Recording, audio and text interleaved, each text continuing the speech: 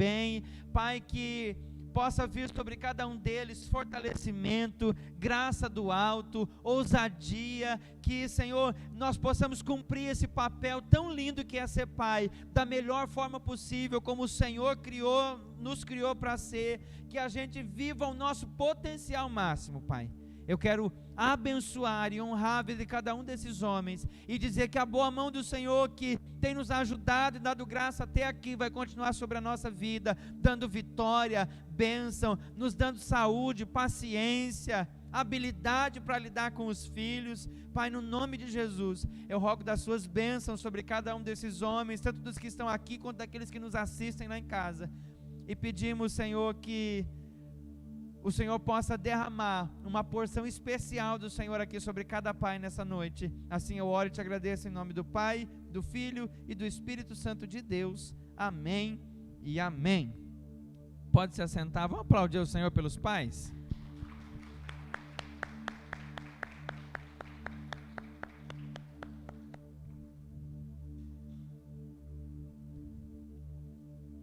Amém. Querido, eu queria compartilhar uma palavra hoje, e eu fiquei orando e falando com o Senhor. Eu queria trazer uma palavra hoje dentro desse tema do que nós estamos vivendo hoje, que é o Dia dos Pais, mas nem todo mundo que está aqui hoje é pai, não é? Não. Então eu estava orando e falando com o Senhor, e dizendo assim comigo mesmo e com o Senhor, dizendo: Senhor, eu queria uma palavra que tivesse dentro desse assunto, Pai, mas que tocasse o coração de todo mundo que estivesse ali ou que nos assistisse. E quando a gente pensa em pai, a gente pensa logo em frases assim, bem sérias, não é? Tem frase que só o seu pai fala ou falava, mas tem frase, irmão, que todo pai fala, e aquele que não falou nenhuma vez ainda, eu garanto que em algum momento da vida vai falar. E o tema da palavra que eu queria compartilhar com você essa noite é: você entendeu errado. Você ouviu talvez o seu pai, ou até mesmo a sua mãe falando essas frases aqui para você, e você não pôs elas em prática porque você entendeu tudo errado. Mas eu queria hoje aqui ser o tradutor, né? Ser o dicionário para você e mostrar para você que talvez, para ser bonzinho com a gente, você não entendeu foi nada. Então eu quero resignificar cada uma dessas frases. São 4 frases que eu quero trabalhar com vocês aqui essa noite, e eu quero ver se você já ouviu cada uma delas. A primeira frase, para a gente dar início então, é uma frase que todo pai fala, e algumas mães também. É assim, ó: na minha época era diferente. Você já ouviu algum pai falando isso? Na minha época a gente brincava de bola na rua. Na minha época a gente subia em árvore. É ou não é? Na minha época a gente... Você já ouviu ou não ouviu? E eu quero dizer para você, querido, que quando o seu pai, a sua mãe ou alguém aí falou essa frase para você, ele estava te dando uma lição preciosa, e eu quero traduzir essa frase para você hoje. O que o seu pai estava querendo dizer para você quando ele dizia na minha época era diferente, ele estava te dando uma lição, e ele estava dizendo para você: valorize o tempo, pois ele passa rápido. Sabe o que ele está querendo dizer? Eu já tive a sua idade e o tempo passou. As coisas mudaram, os tempos mudaram. Irmão, você concorda comigo que você não é mais aquele menininho talvez, ou aquele rapazote de quando seus filhos nasceram? Dói umas coisas hoje que antes não doía, não é? Sua casa anda cheia de doutorzinho, canela de véio, é ou não é? Bálsamo Benguê. A palavra vai nos dizer, querido, em Eclesiastes capítulo 1, verso 2: vaidade de vaidade, diz o pregador, tudo é vaidade. Que proveito tem um homem de todo o seu trabalho que faz debaixo do sol? Uma geração vai e a outra geração vem, mas a terra permanece no mesmo lugar para sempre. Nasce o sol e se põe o sol, e apressa-se a voltar ao seu lugar de onde nasceu. O vento vai para o sul e faz o giro para o norte, e continuamente vive girando no mesmo ciclo, e volta fazendo tudo de novo. Todos os rios vão para o mar, e contudo o mar não se enche. Ao lugar de onde os rios vão, para ali eles tornam e correm novamente. Todas as coisas são trabalhosas, e o homem nada tem aproveitado. Os olhos não se fartam de ver, nem os ouvidos se enchem de ouvir. O que foi, isso vai ser de novo, e o que se fez um dia, amanhã se fará novamente, de modo que não há nada que seja novo debaixo do sol. Querido, a lição preciosa que um pai quer dar para um filho, quando ele diz assim: na minha época, as coisas eram diferentes. Ele está querendo olhar para você e dizer para você: filho, não cai na mesma armadilha que eu caí, de achar que lá na frente ia dar tempo. Você já viu que tem gente que trabalha para construir um império, e aí ele diz assim: não, eu vou construir um império e depois eu vou desfrutar. Chega na hora de desfrutar, irmão, não sobrou gente para desfrutar. Porque daí ele desfruta do dinheiro que ele conquistou como? Com um médico que está todo doente, tudo estrupiado. É assim, não é? Tem um provérbio chinês que diz assim: existem 3 coisas que nunca voltam para trás: a flecha que foi lançada, a palavra que foi dita e o tempo que foi perdido.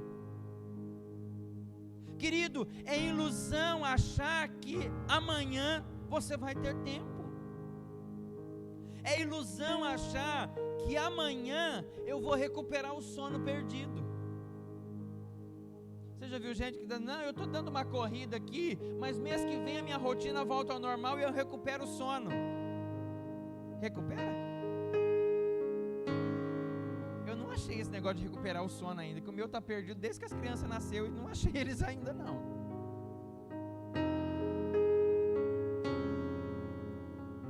Nicolas vai fazer 10 anos e ele tosse lá no quarto ainda, eu levanto lá cobrir ele.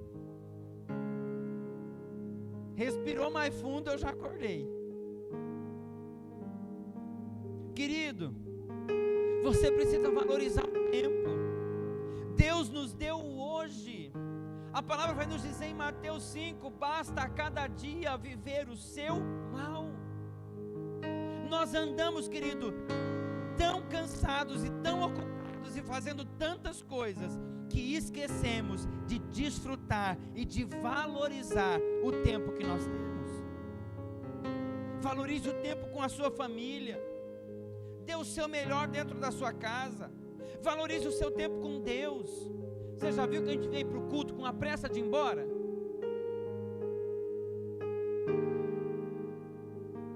A gente vem para o culto, acabou até no louvor, o louvor interte a gente. Mas acabou o louvor, a barriga já começa a dar uma roncada. Você já começa a pensar: o que tem de janta? Será que o pastor não vai acabar logo? Querido, valorize o seu tempo com Deus. Quando você estiver no seu tempo com Deus, se entregue a esse tempo. Viva o melhor. Valorize o tempo com seus amigos. Valorize boas risadas e gente que te faz bem. Irmão, ria da vida, ria dos problemas. Viva a sua vida de forma leve. O seu pai estava te ensinando e talvez você entendeu tudo errado e está fazendo tudo errado, e você está cansado como ele foi cansado um dia. Você não tem tempo como ele não teve um dia. O texto está dizendo que aproveita o homem. O rio vai voltar para o mesmo lugar, o vento vai fazer um ciclo de novo. E ele diz assim: e o que você faz hoje, amanhã você vai ter que fazer de novo. Mulherada, você limpa a casa hoje, amanhã tem que limpar de novo, não tem?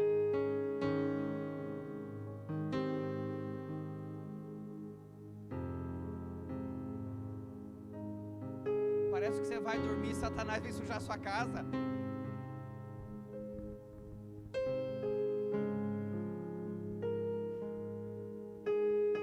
Amanhã vai ter que fazer de novo, não vai? E depois de amanhã de novo, não vai?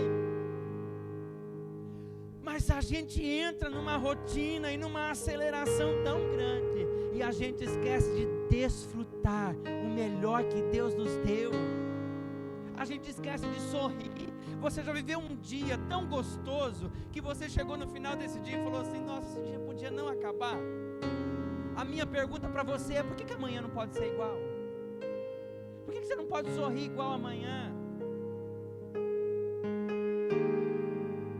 A vida pode ser mais leve, a vida pode ser mais aproveitada, bem usufruída. Diga assim: depende de mim.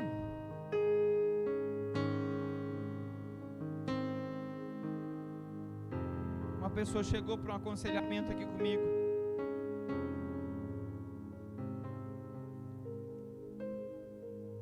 Numa desgrameira, irmão. E você me conhece. Eu comecei a fazer umas piadinhas no meio da nossa conversa.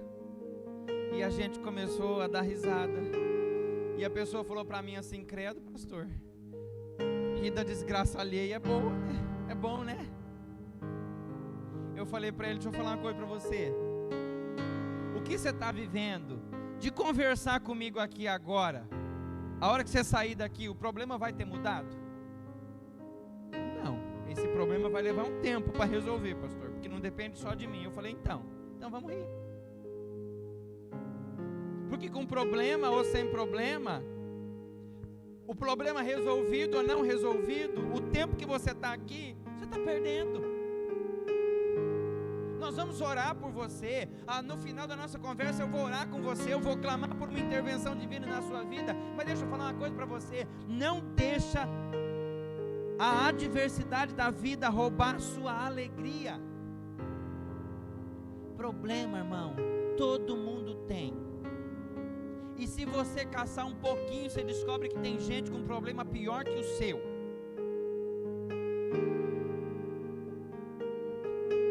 Mas o que você não pode é deixar o tempo passar sem que você usufrua dele. A gente não tem que trabalhar para o tempo, querido, o tempo tem que trabalhar para a gente. Olha para quem está do seu lado, diga assim: seja mais leve. Diga: sorria mais.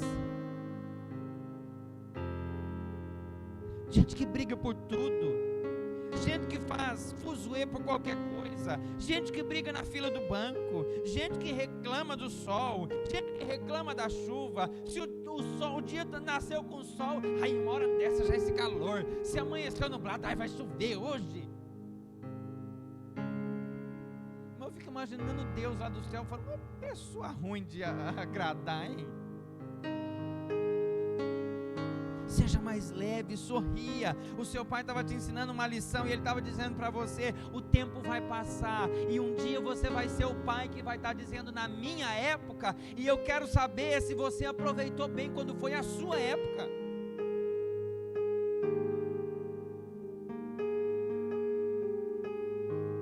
Dá um sorriso aí.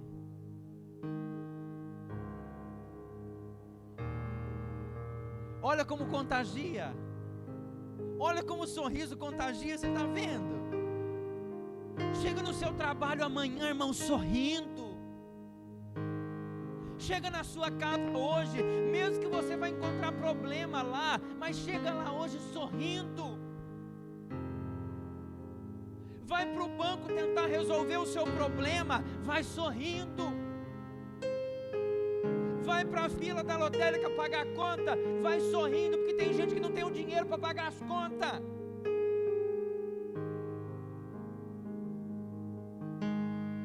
Tem que perder tempo. Saiba aproveitar melhor o seu tempo. A segunda frase que todo pai já falou, vai falar na vida, e ele estava lhe ensinando uma lição preciosa para você também. Vamos ver se você já ouviu essa frase. Pergunta para sua mãe.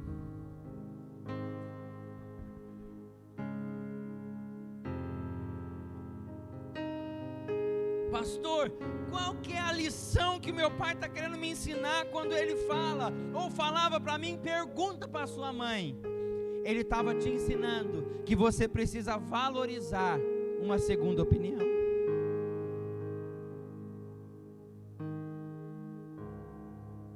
A palavra nos diz em Provérbios 18:1: quem busca satisfazer só o seu próprio desejo se isola ele se insurge contra a verdadeira sabedoria.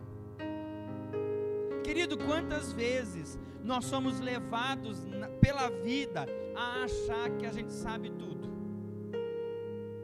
a achar que a gente resolve tudo, a achar que a gente não precisa de ninguém.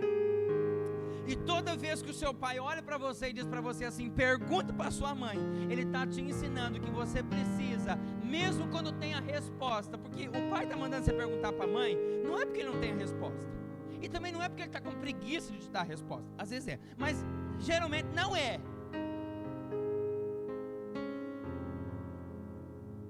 Ele manda você perguntar para a mãe porque ele já sabe a opinião dele, e ele está querendo valorizar uma segunda opinião.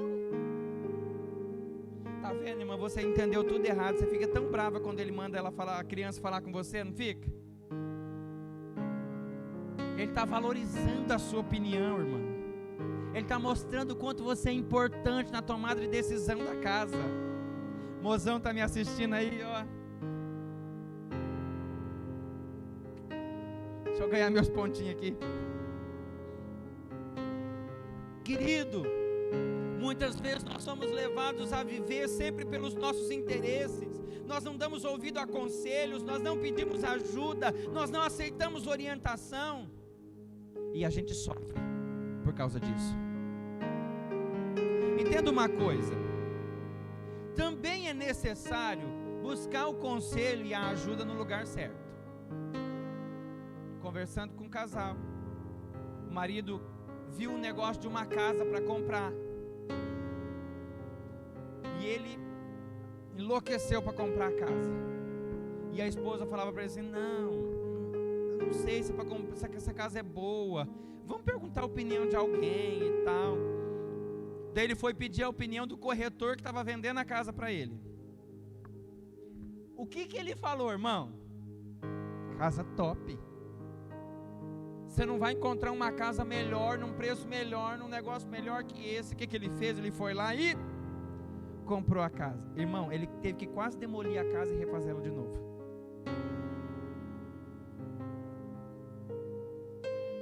A você ri. Mas quantas coisas na sua vida você não faz do mesmo jeito? Você não pede a opinião de ninguém. Você não toma conselho com ninguém, você não pede para ninguém te ajudar em oração, você não chega no seu líder e diz, olha, eu estou pensando em fazer um negócio, ora comigo para saber se é de Deus, me ajuda em oração. Você não conversa com seus pastores.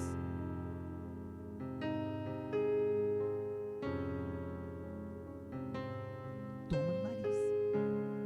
Está gravando, né? Eu esqueço que eu tenho que ser mais comportado agora.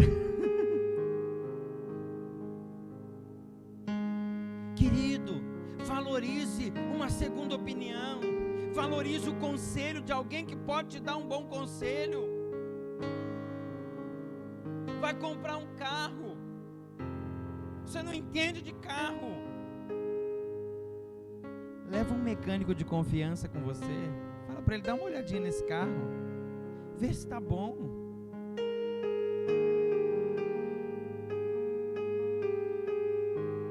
Está entendendo?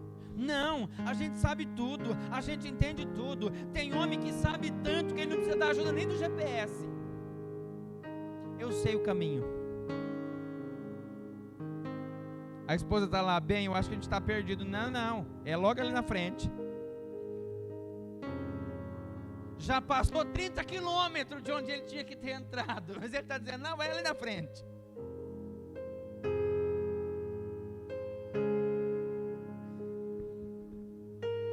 Querido, valorize a opinião das pessoas.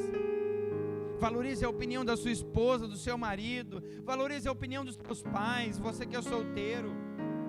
Valorize a opinião dos seus líderes.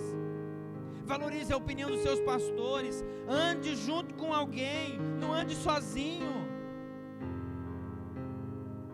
Quando o seu pai estava dizendo para você, pergunta para sua mãe, ele estava te ensinando que nem sempre a gente tem as respostas. Irmã, se o teu marido está perto de você, aproveita e fala para ele assim, você nem sempre tem a resposta, querido.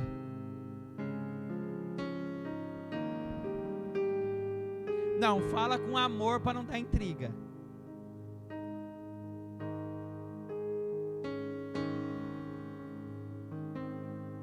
Valorize uma segunda opinião. Peça ajuda para aqueles que estão sobre a sua vida como líderes espirituais. Terceira frase, que todo pai já falou, ou pelo menos pensou. A mãe está segurando o bebezinho e alguém chega e fala assim: que criança mais linda. O que o pai fala? É a cara do pai. Sabe o que é mais interessante? Sempre vem um enviado das trevas para dizer: o importante é que tem saúde. Isso é procedência do maligno. Quando seu pai falou isso para você, quando você era um bebezinho, o que ele estava querendo dizer? Valoriza a sua origem. Você tem origem, você tem família, você tem procedência. Gênesis 46, 31 diz assim: em seguida José informou aos seus irmãos e à família de seu pai: vou subir e comunicar ao faraó e lhe dizer: eis que os meus irmãos e a família do meu pai, que estavam na terra de Canaã, acabaram de chegar para se ajuntarem e se estabelecerem junto a mim. Querido, eu escolhi essa família não por acaso. Isso aqui, irmão, é o registro perfeito de uma família.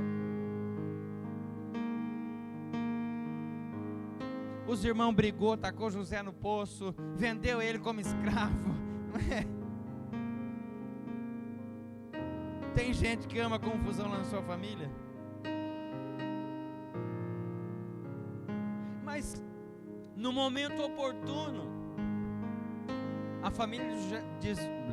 família de José chega até ele para pedir ajuda e socorro.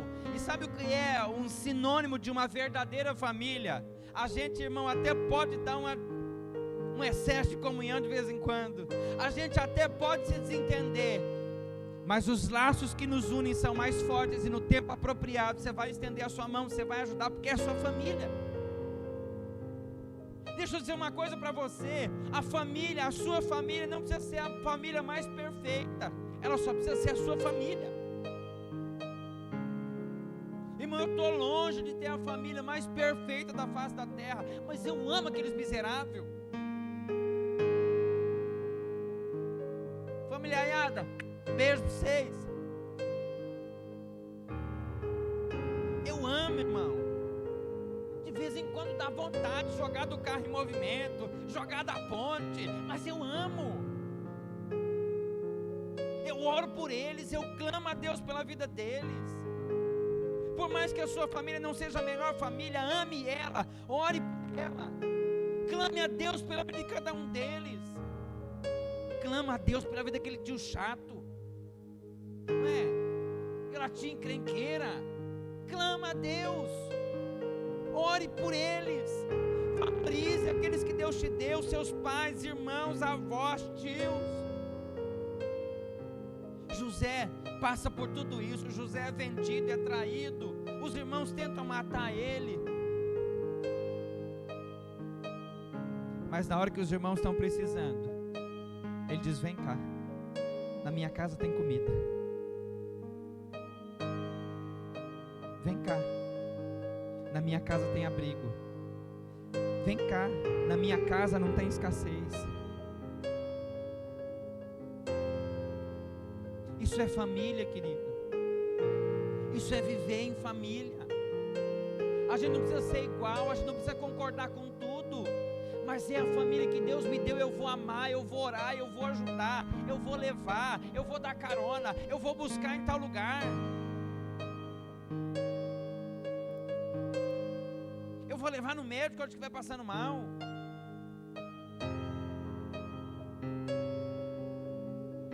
Quando seu pai olhou para você e disse assim: é a cara do pai, ele estava dizendo: isso aqui tem origem, isso aqui tem família. Não é o melhor sangue que corre na veia dele, não, mas é meu sangue. E talvez esse pai que falou isso para você, ou essa mãe que falou isso para você, nem foi o melhor pai e a melhor mãe do mundo. Valorize a sua família, valorize o tempo que você tem para estar com eles, porque tem gente que hoje amaria estar junto com a sua família, mas não pode. Amaria estar junto com o seu pai, mas não pode, porque ele já se foi. Valorize, querido, ame, ore, interceda, clame a Deus. Mas não para por aí, querido. Efésios capítulo 2, verso 9 vai dizer assim: porque vocês não são mais estrangeiros, nem imigrantes, pelo contrário, vocês são co-cidadãos dos santos, são membros da família de Deus. Deixa eu dizer uma coisa, Deus deu mais uma família para você. Olha para o lado aí, faz um coraçãozinho para essa família linda que Deus te deu. Faz um coraçãozinho assim para ele. Ó, você que está em casa também. Irmão, a gente é a melhor igreja de Cambé?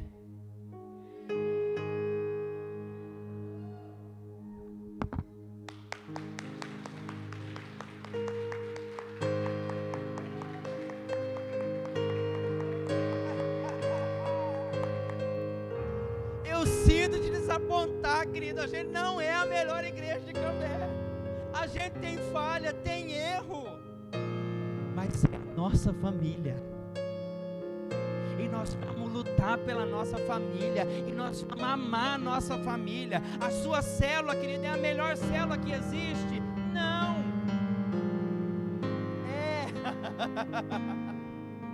mas deixa eu dizer, é a sua família em Cristo. Ama a sua célula, ama seu líder de célula, valoriza seu líder de célula, interceda pelo seu líder de célula, ame os seus pastores, interceda pelos seus pastores, pelos seus líderes, porque, irmão, pode ser que não seja melhor, ou seja, mas é a nossa família. Diga assim: essa é a minha família. Diga: eu não estou sozinho. Diga: eu não estou sozinho. Diga assim: eu tenho uma família.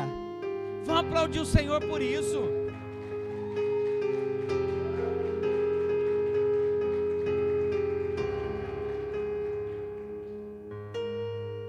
E sabe o que é mais lindo falando dessa família aqui?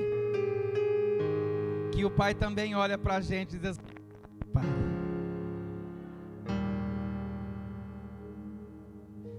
Quarta frase que todo pai já falou, e essa aqui as mães também gostam de falar: você acha que dinheiro está em árvore? Que pai, que mãe que já falou isso? Dá um sinal com a mão, se entrega aí, por favor.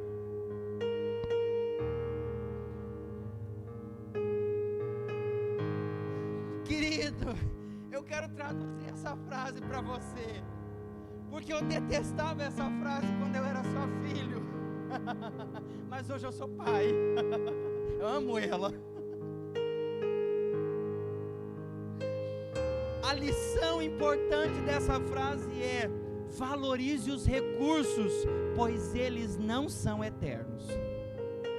Quem aqui começou a trabalhar e você pegou o seu primeiro salário na mão e guardou numa caixinha, e ele está guardado na caixinha até hoje, o seu primeiro salário?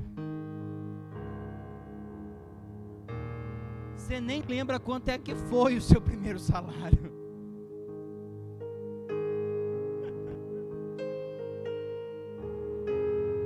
Lucas capítulo 15, verso de número 11 vai nos dizer assim: e Jesus continuou: um homem tinha 2 filhos. O mais novo reivindicou do seu pai: dá-me a parte da herança a que tenho direito.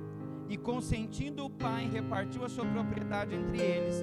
Não se passou muito tempo, o filho mais novo reuniu tudo o que tinha, partindo para terras distantes, e lá esbanjou todos os seus bens, vivendo de forma irresponsável.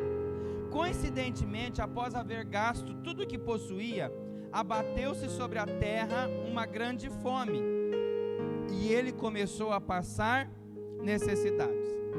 Querido, eu não vou entrar em todos os aspectos aqui, eu não vou entrar na questão dele ter pedido a herança antes do tempo, apesar que a Bíblia nos diz que isso é pecado. Você está desejando a morte do pai. Eu não vou entrar em todas essas questões, eu quero entrar em uma questão só. O pai tinha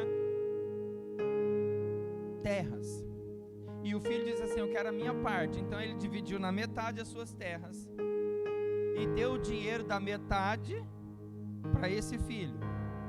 Irmão, não foi pouco dinheiro que ele colocou na mão do filho. Esse filho tinha tudo para sair da casa do pai.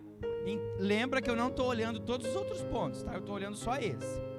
Mas ele pegou uma grande quantidade de dinheiro na mão e foi embora da casa do pai. Ele tinha tudo para nunca mais precisar voltar a morar debaixo do teto do pai. No sentido bom da palavra, dizer, ele tinha tudo para investir aquele dinheiro, montar uma empresa e ser independente financeiramente. Tinha ou não tinha? Você está entendendo onde eu estou querendo chegar? O que eu estou querendo dizer com isso? Mas onde que está o problema? Por que esse filho passa necessidade? Por que as coisas começam a não dar certo para esse rapaz? Você consegue chutar aí para mim? O segredo disso está no final do verso 13, a parte B. Ele esbanjou os seus bens, vivendo de forma irresponsável. Querido, ele tinha tudo para se dar bem na vida. Ele tinha tudo para começar o seu próprio negócio. Irmão, quem não queria hoje descobrir que algum parente aí seu que você nem conhecia morreu e ele deixou uma herança para você? Você ia fazer um monte de coisa com essa herança, não ia? Você ia dar um jeito na sua vida, não ia? Esse camarada recebe uma herança e ele perde tudo o que tinha, porque ele não soube valorizar o recurso. Ele achava que o recurso era eterno. Sabe, a gente precisa seguir uma trilha para que a nossa vida seja abençoada. A primeira coisa que você precisa fazer: seja fiel ao Senhor.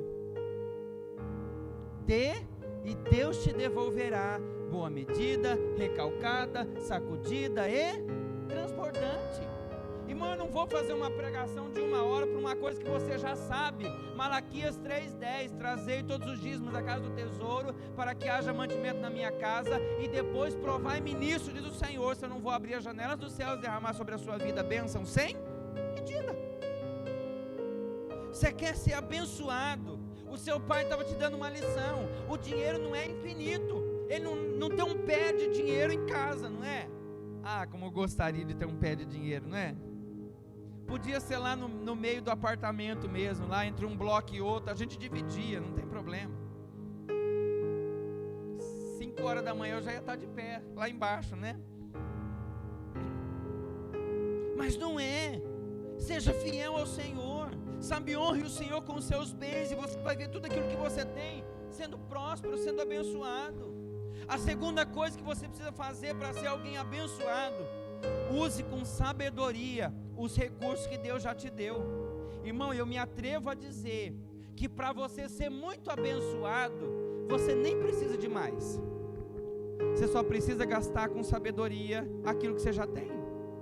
Irmão, quem nunca aqui sobrou R$100 na sua mão, já pagou as contas?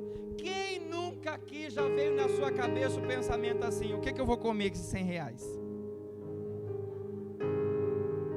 Irmão, atira a primeira pedra aquele que nunca pensou isso. Todo mundo, irmão, é ou não é? Mas, querido, você precisa ter sabedoria. Você precisa guardar dinheiro. Diga comigo: guardar dinheiro. Ah, pastor, eu vou morrer e vou deixar para outro. A hora que você estiver morrendo, você vai sentir falta de não ter guardado.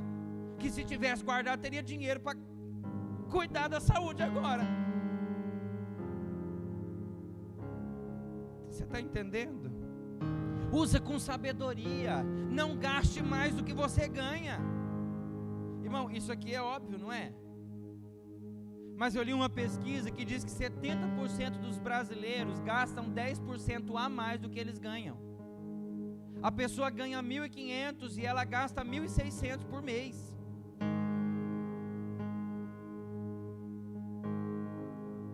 Irmão, eu sei que quando sobra um dinheirinho na sua mão, dá uma coceira para gastar ele. E de manhã uma pessoa gritou aqui: coceira não, pastor, dá um terremoto. Mas querido, se você tiver sonho, mas não se preparar para o sonho, você nunca vai viver o seu sonho.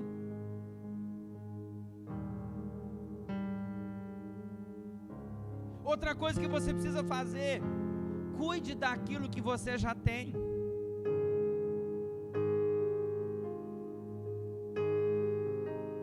Tem gente que não coloca a tomada do carregador no celular, ele está enfiando um caminhão.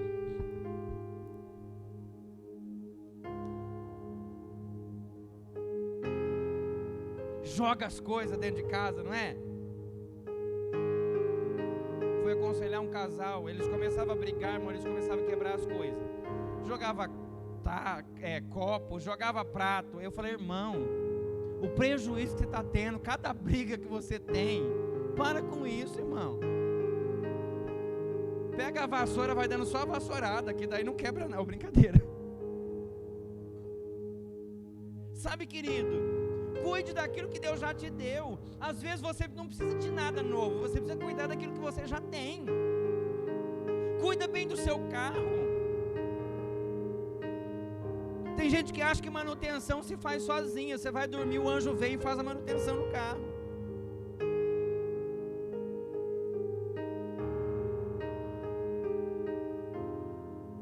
Se tiver esse anjo disponível aí, manda para nós, Senhor. Sabe, querido, cuide do que você tem, seja zeloso com as suas coisas. Tem gente que não se farta em comprar, em ter. Tem gente, irmão, que dá um jeito de quebrar o que tem porque quer comprar novo. Sabe onde você vai chegar? Em lugar nenhum, porque você não faz para comprar. Sabe quando seu pai olhou para você e disse para você assim: menino, dinheiro não dá em árvore não. Ele estava querendo dizer para você: valoriza os seus recursos, valoriza aquilo que Deus te deu, seja zeloso, seja cuidadoso.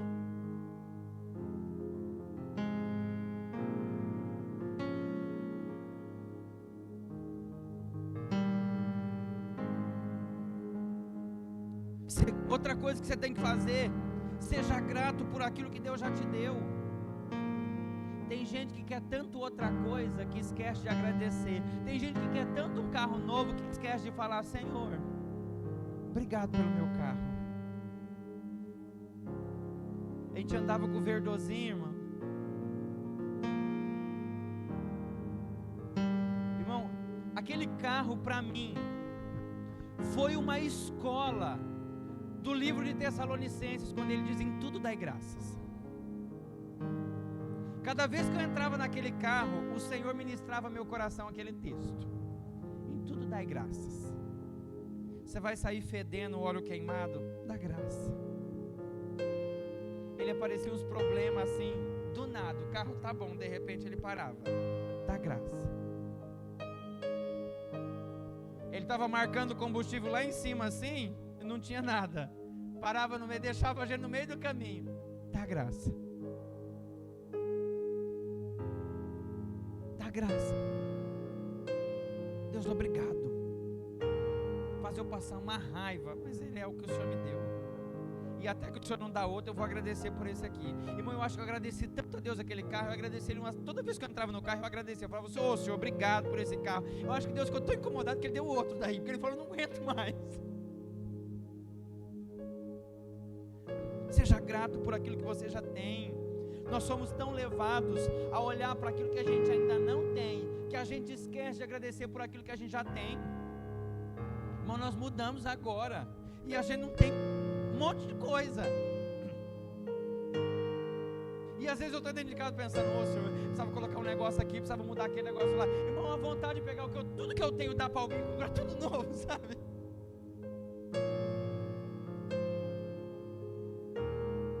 estava em casa esses dias, e o Senhor começou a falar ao meu coração. E sabe o que o Senhor disse ao meu coração? Ele falou para mim: William, há pouco tempo atrás, você nem tinha um lugar para chamar de seu. Agora você já tem. Para de reclamar daquilo que não está aqui dentro ainda. Se eu dei a casa, eu vou dar o resto. Espera.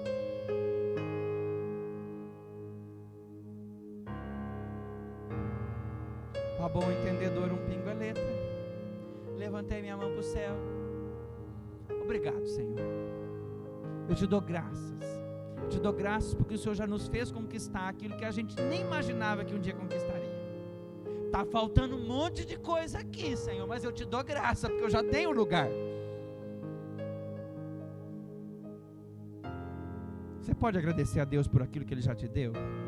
Diga assim: obrigado, Senhor, por tudo aquilo que o Senhor me deu. Diga aí: eu sou grato, Senhor. Eu reconheço o teu cuidado essa noite.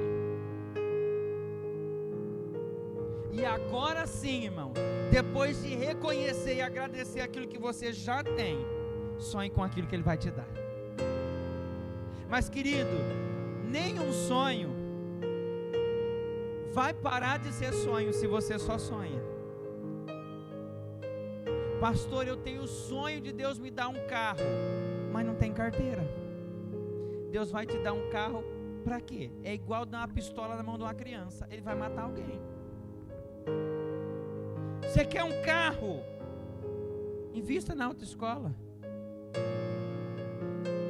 Pastor, eu tenho um sonho de viajar para o exterior. Não tem passaporte. Para onde que você vai, abençoado? É para o Paraguai, comprar muamba. Lembra de mim, traz muambinha para mim de presente também.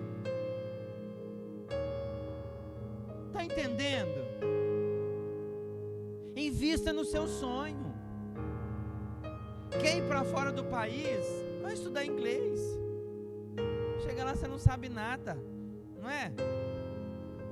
Quais são os seus sonhos? Se prepare para os sonhos. Eu falei aqui, não, lá em cima na igreja, quando a igreja era ali na Bento Munhoz,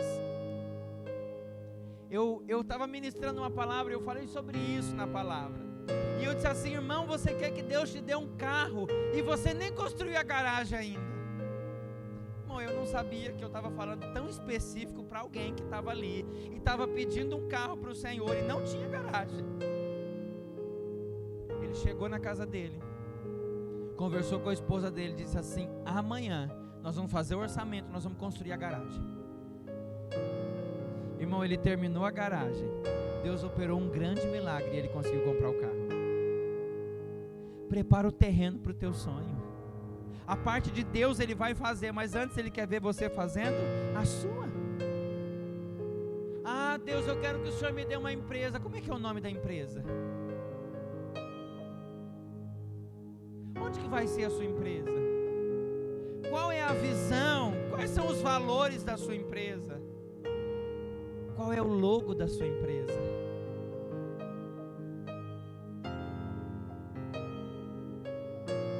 Faz a sua parte e o Senhor vai fazer a parte dele.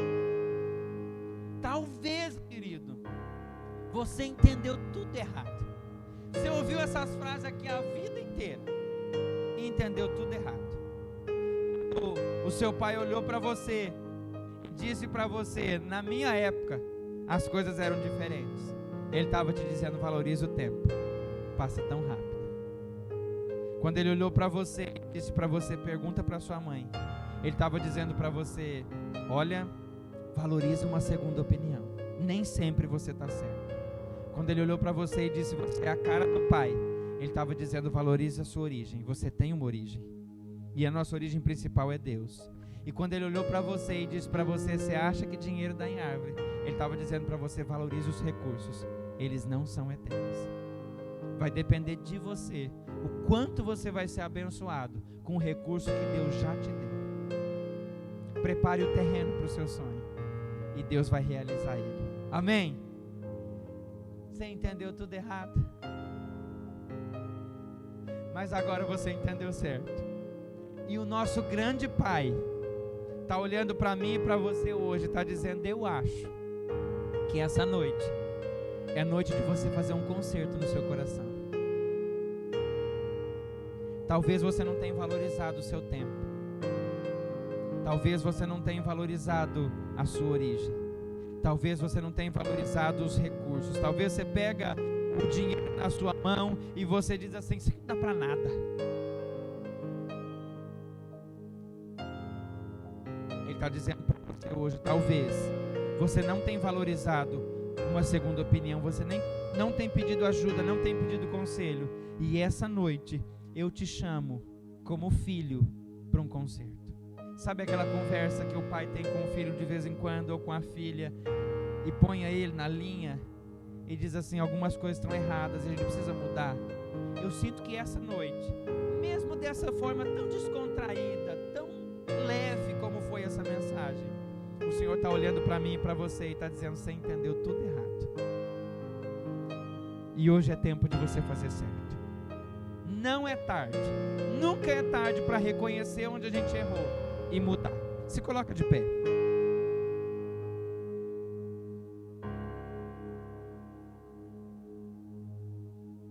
Eu quero que a gente faça uma oração agora. Mas eu quero que você seja franco com o Senhor nessa oração.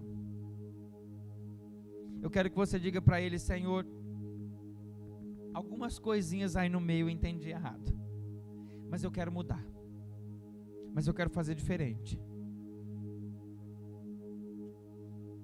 E eu quero que você faça um compromisso com o Senhor essa noite. E você vai dizer para o Senhor: Senhor, agora eu entendi direito, e eu vou mudar a minha vida, eu vou mudar as minhas práticas, eu vou valorizar aquilo que o Senhor está me pedindo para valorizar. Feche seus olhos, curve a sua cabeça. De uma forma bem simples, eu quero fazer uma oração por você.